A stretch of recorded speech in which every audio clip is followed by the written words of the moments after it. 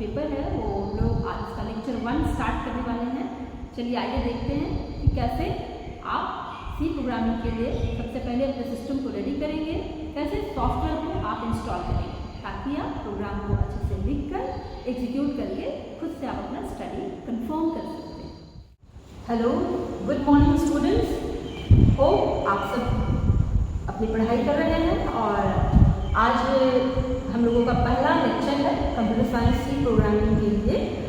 और जैसा कि मैंने पहला वीडियो जो था वो इंट्रोडक्टरी वीडियो था, इसलिए हम लोगों ने देखा कि यूनिट वाइज कि हमारा क्या क्या हम लोग फंडामेंटल्स में पढ़ सकते हैं। जैसा कि हमने डिस्कस भी किया था कि आपका जो सी प्रोग्रामिंग है इसमें तो थ्योरी आपको क्लियर होना चाहिए, साथ में कंप्यूटर फंडामेंटल्स तो पढ़ना ही है, उसके बिना तो कुछ भी नहीं होगा। और जब सी प्रोग्राम्स पढ़ेंगे तो उसमें प्रैक्टिकल का बहुत ही महत्व है। आप मुझे जैसा समझ में आ रहा है आपके सिलेबस में थ्योरी है, साथ में प्रैक्टिकल सेक्शन भी है, अलग से प्रैक्टिकल के लिए मार्क्स भी है। सो दोनों ही इक्वली इम्पॉर्टेंट है, आप थ्योरी भी पढ़ेंगे और प्रैक्टिकल भी पढ़ेंगे। सो सबसे पहले थ्योरी और प्रैक्टिकल स्टार्ट करने से पहले हम लोगों के पास वो एप्लीकेशंस होने चाहिए, कंपाइलर होने चाहिए, जिसमें कि हम अपने प्रोग्राम्स को रन कर सकते हैं। सेटअप पहले आप रेडी करेंगे, फिर आप उसके कॉन्सेप्ट को पढ़ेंगे और उस कॉन्सेप्ट को प्रैक्टिकली प्रूफ करके आप खुद से चेक करेंगे कि आपको कितना आ रहा है। तो आज के लेक्चर वीडियो में हम लोग ये देखेंगे कि कैसे सी प्रोग्रामिंग के लिए आप कंपाइलर को इंस्टॉल कर सकते हैं अपने सिस्टम में, चाहे वो आप डेस्कटॉप यूज़ कर रहे हो, लैपटॉप यूज़ कर रहे हो, जो भी सिस्टम आपके पास अवेलेबल है उसमें आप कैसे इंस्टॉल करेंगे। और जिनके पास सिस्टम नहीं है वो भी कम से कम ये जाने कि कैसे इंस्टॉल करते हैं, ये नॉलेज तो आपको होना ही चाहिए। और चलिए इसमें देखते हैं, आप बहुत ही आसानी से इंस्टॉल कर सकते हैं। अगर आपके पास इसका कंपाइलर है, किसी से आप कॉपी करके अगर ले सकते हैं, कोई फ्रेंड से शेयर हो सकता है तो बहुत अच्छी बात है। अगर आपके पास सपोर्ट नहीं है तो आप डायरेक्टली आप इंटरनेट की हेल्प से आप तुरंत से अपने सिस्टम में डाउनलोड कर सकते हैं। इसके लिए सबसे पहले आप अपने सिस्टम को इंटरनेट से कनेक्ट करेंगे, गूगल पे जाएंगे क्योंकि गूगल तो ही भंडार है हर एक चीज़ का, तो आपको आपका जो एप्लीकेशन है उसमें आपको मिल जाएगा। सी प्रोग्रामिंग रन करने के लिए आपको बहुत सारे एप्लीकेशंस मिलेंगे, लेकिन चूंकि आप लोग स्टूडेंट हैं और आपको सीखना बहुत है, आपको शॉर्टकट से बचना है।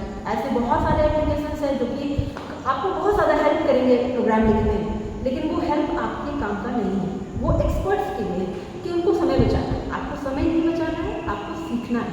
तो सीखने के लिए आप टर्बो C++ का कंपाइलर ही मैं आपको सजेस्ट करूँगी, क्योंकि उसमें आप एक एक लाइन, एक एक सेमीकोलन, एक एक कॉलन, एक एक कॉमा, हर एक चीज़ का मतलब आप समझ पाते हैं।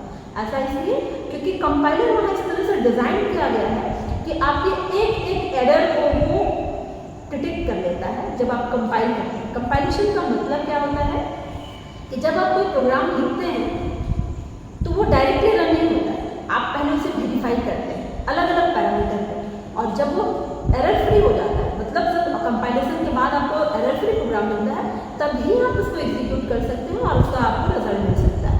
इसलिए एरर फ्री प्रोग्राम लिखने और सीखने के लिए आपको टर्बो C का कंपाइलर में सजेस्ट करते हैं। और इसको सजेस्ट कर रही हूँ, आप कोई भी वर्जन यूज़ कर सकते हैं, अपने सिस्टम के अनुसार आप देख सकते हैं।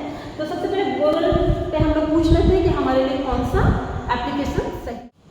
तो स्टूडेंट्स हम लोग देखेंगे कि कैसे हम गूगल पे आप सर्च कर सकते हैं। गूगल सर्च इंजन आपको काफ़ी हेल्प करेगा। यहाँ सिंपल आप लिखिए टर्बो C++, ठीक है, जैसे मैं लिख रही हूँ, आप यहाँ पे देखिए मैंने कुछ नहीं लिखा, जस्ट टर्बो C++, ये ऑटोमेटिक अपने पास आ रहा है। लेकिन देखिए यहाँ विंडो 12 लिखा है, आपके पास क्या सिस्टम है, आपका ऑपरेटिंग सिस्टम क्या है, ये आपको जानना जरूरी है, उसके हिसाब से आप ले सकते हैं। फिलहाल मैं 12 को हटा देती हूँ।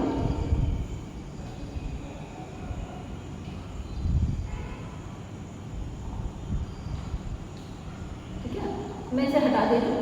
फिलहाल सभी के लिए जिसका भी जो सिस्टम है वो आप अपना इंस्टॉल कर सकते हैं, देख सकते हैं। ठीक है, जैसे मान लीजिए विंडो 10 के लिए मैंने दिया, एक ही लिंक पे आपको देखिए यहाँ इस लिंक पे अगर आप ध्यान देंगे इसमें क्या लिखा है, डाउनलोड टर्बो C++ और विंडोज 7, 8, 8.1, 10 है। जिस भी एप्लीकेशन के लिए आपको चाहिए आप यहाँ से चूज करेंगे। मान लीजिए कि आपका विंडोज नहीं है, आप मैक पे करना चाहते हैं, लिनक्स पे करना चाहते हैं, जो भी आपका प्लेटफॉर्म है उसके अकॉर्डिंग राइट लिंक को चूज करना है, अदरवाइज आपका एप्लीकेशन आपको ये जानकारी होनी ही चाहिए।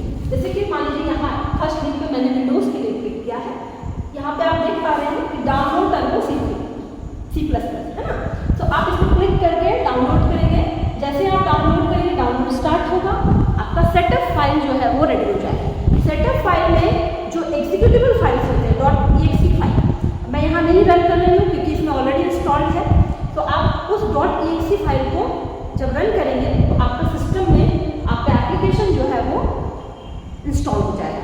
इंस्टॉल होने के बाद आप देखेंगे कि इस तरह का डेस्कटॉप पे आपका आइकन आ गया है, विंडोज़ के लिए स्पेशली ms.c++। ये आपका शॉर्टकट है एप्लीकेशन का। आप इस शॉर्टकट को क्लिक करेंगे तो आपका एप्लीकेशन जो है ओपन हो जाएगा। अब ये तो है आपके सिस्टम में क्या आपका प्लेटफॉर्म आप क्या यूज़ कर रहे हैं, विंडोज़ यूज़ कर रहे हैं, मैक यूज़ कर रहे हैं, आप लिनक्स यूज़ कर रहे हैं, जो भी यूज़ कर रहे हैं उसके अकॉर्डिंग आप अपना जो एप्लीकेशन है वो ईजिली डाउनलोड कर सकते हैं। किसी भी एप्लीकेशन पे आप या कोई भी प्लेटफॉर्म पे आप जब लिख रहे हैं तो रन तो करेंगे सी प्रोग्रामिंग। तो सी प्रोग्रामिंग के लिए सबसे पहले आपको एक बेसिक जो स्ट्रक्चर है, जो कि रूल है, उसको फॉलो करना होगा। ऐसा इसलिए क्योंकि सभी प्रोग्रामिंग लैंग्वेज का अपना एक ग्रामर रूल होता है। जैसे मैं हिंदी में आपसे बात करूँ तो मेरे पास भी कुछ ग्रामर है, कुछ व्याकरण है, उसके हिसाब से मैं बोल रही हूँ ताकि आप उसको अच्छे से समझ पाएँ। अगर मैं इस व्याकरण को सही तरह से यूज न करूँ तो आप सही से मेरी भाषा को समझ भी नहीं पाएंगे। ठीक उसी तरह से सी प्रोग्रामिंग हो या कोई भी प्रोग्रामिंग लैंग्वेज हो, ये लैंग्वेज हमको मशीन से इंटरैक्ट करने में मदद करता है और इसकी अपनी जो ग्रामर रूल है उसको आपको फॉलो करना ही है। अगर उसमें कोई एरर होगा तो आप कम्युनिकेट नहीं कर पाएंगे। उसके लिए मैं थोड़ा बोर्ड का यूज़ कर लेती हूँ ताकि आपको समझा सकूँ।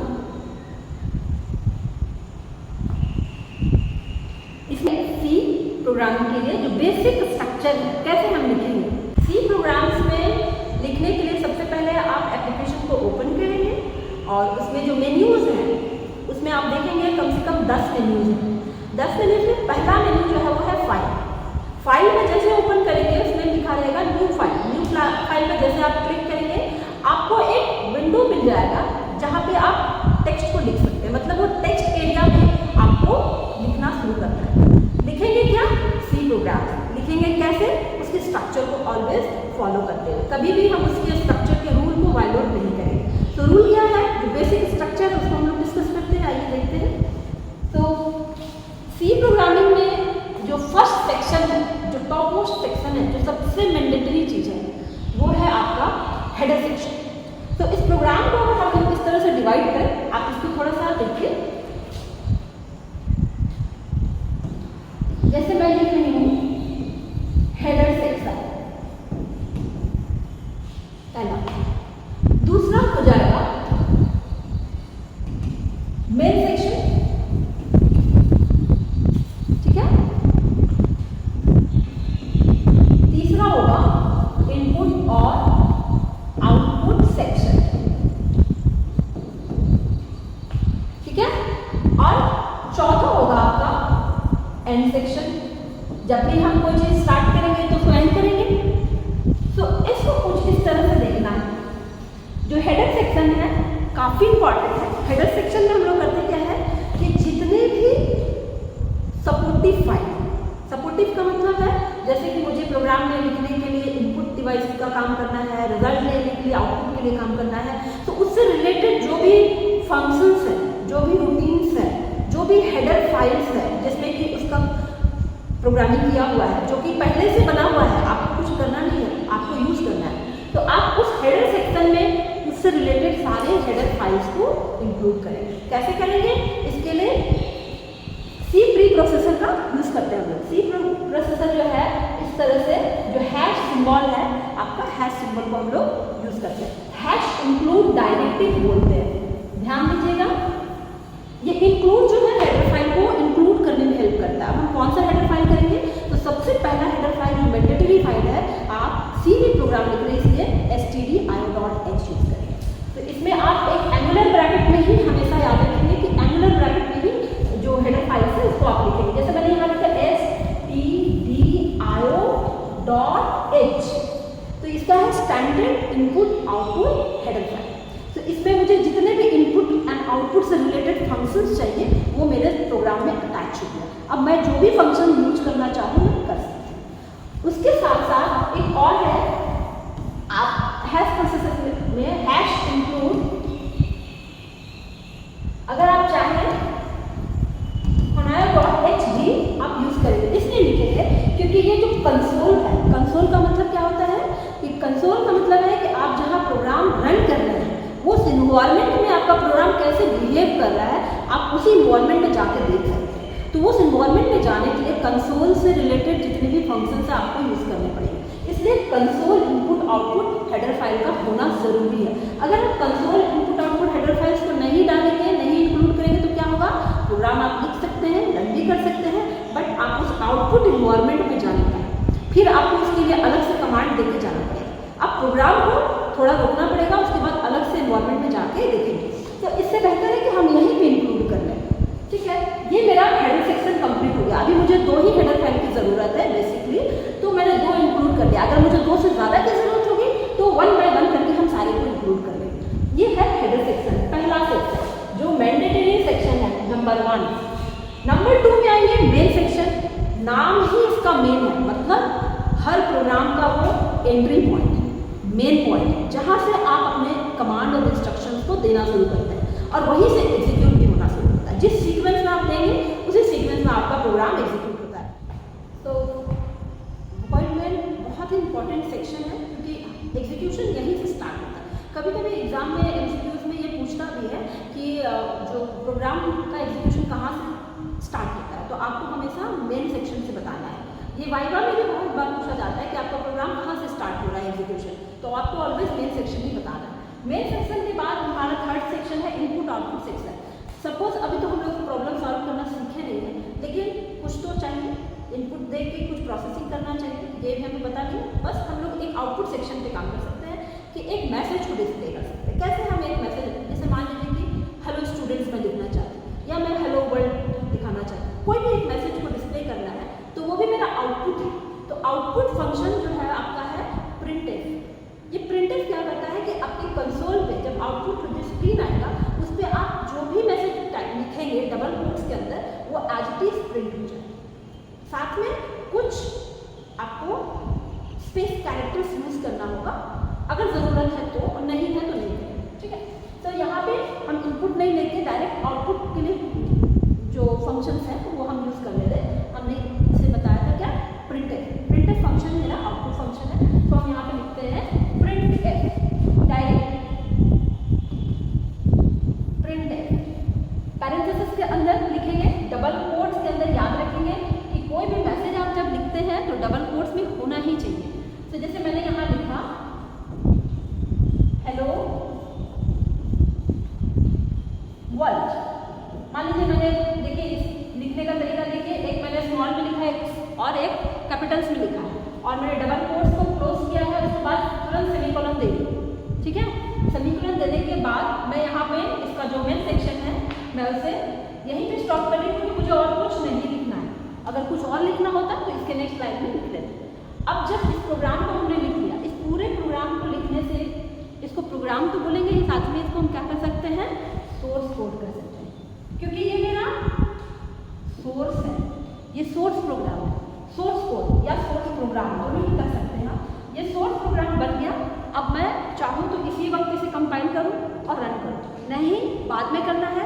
सोर्स कोड को हम क्या करेंगे, फाइल में जाकर सेव करके रख देंगे। सेव कैसे करेंगे, मान लीजिए इस प्रोग्राम का नाम हमने लिखा है, मान लीजिए इस प्रोग्राम का नाम हम लोग यहाँ पे लिखते हैं, प्रोग्राम का नाम है फर्स्ट, क्योंकि मेरा फर्स्ट प्रोग्राम है, प्रोग्राम का नाम लिख दिया फर्स्ट। सिर्फ फर्स्ट ही नहीं डालेंगे, फर्स्ट डॉट सी देंगे। क्यों देंगे, क्योंकि डॉट सी जो है मेरा इस प्रोग्राम का एक्सटेंशन है। हर प्रोग्राम का अपना एक्सटेंशन होता है, उस फाइल का एक्सटेंशन होता है, जिससे कि हम उसे आइडेंटिफाई कर सकते हैं कि वो कौन सा फाइल है। वो डॉट के बाद आप कोई भी 3 कैरेक्टर्स यूज कर सकते हैं और 3 कैरेक्टर यूज होता है, यहाँ पे डॉट सी ही लिखना है। ठीक है, तो इस प्रोग्राम को मैंने क्या कर दिया, सेव कर दिया। अब चाहूँ तो मैं उसी वक्त कंपाइल करूँगी। क्यों कंपाइल करूँगी, क्योंकि मुझे ये भी चेक करना है कि मेरा प्रोग्राम में कोई एरर है या नहीं। तो कंपाइल करेंगे, कंपाइल करने के बाद जब वो एरर फ्री होगा, एरर फ्री कब होगा, जब हम कंपाइल करने के बाद रिजल्ट आएगा, उसमें हम देखेंगे कि 0 एरर आ रहा है। अब मेरा प्रोग्राम क्या है, रेडी है एग्जीक्यूशन के लिए। तो हम यहाँ पे रन कमांड कर देंगे प्रेस, तो मेरा प्रोग्राम रन होगा और ये मुझे आउटपुट स्क्रीन यहाँ पे दिखेगा। आउटपुट के लिए हमने कोई फंक्शन यूज किया यहाँ पे, जैसे कि हमने शुरुआत में कहा था कि कंसोल इनपुट आउटपुट यूज करना है, नहीं किया। पहला केस में ये आउटपुट स्क्रीन मुझे दिखाई नहीं देगी, ठीक है, क्योंकि हमने कोई फंक्शन यूज नहीं किया, सिंपल हमने प्रिंटफ यूज किया। प्रिंटफ का काम हुआ है लेकिन वो हमें दिख नहीं रहा है क्योंकि आउटपुट स्क्रीन दिख नहीं रहा है। तो उसके लिए हम यहाँ ऑल्ट F5 करेंगे। अगर ALT ऑल्ट की होता है, आप उसको F5 के साथ प्रेस करेंगे ऑल्ट F5, तो आपको स्क्रीन दिखेगा। अब स्क्रीन दिखेगा तो स्क्रीन पे क्या मिलेगा, रिजल्ट हेलो वर्ल्ड। वो भी कैसे मिलेगा, जिस तरह से हमने लिखा है वैसा ही मिलेगा। जैसे ये फर्स्ट मेरा कैपिटल लेटर में था तो कैपिटल ही आएगा, और ये जो था मेरा स्मॉल में था तो ये मेरा आउटपुट स्क्रीन होगा। तो ये जो ऑल्ट F5 को प्रेस करने का झंझट है, इस झंझट को दूर करने के लिए हम यहाँ पे सीधा लिख देंगे गेट ch फंक्शन है, सेमीकोलन देके करेंगे, और नेचुरली ये मेरा जो कर्ली ब्रेसेस है थोड़ा नीचे चला है। अब इसको हमने सेव किया, कंपाइल किया, रन किया। जैसे ही रन करेंगे ये वीडियो ये जो स्क्रीन है मेरा सामने आ जाएगा। तो इसलिए याद रखेंगे कि सोर्स कोड को, इस पे ध्यान दीजिए, सोर्स कोड सेव होगा, कंपाइल होगा, देन एग्जीक्यूट होगा, मतलब रन, तब जाके आपको मिलेगा आउटपुट। अब आपका प्रोग्राम लिखना कंप्लीट हो। इस तरह से हम लोग कोई भी प्रोग्राम को लिखते हैं। ये बेसिक स्ट्रक्चर है। स्ट्रक्चर में याद रखना, मैं दोबारा आपको याद करा दूं, ये 4 सेक्शन देना जरूरी है। Header section, main section, input output section, and fourth में एंड करना। एंड मीन्स कर्ली ब्रेसेस से जितने number of opening curly braces है उतने ही number of end curly braces होने चाहिए, ठीक है। तो प्रॉपर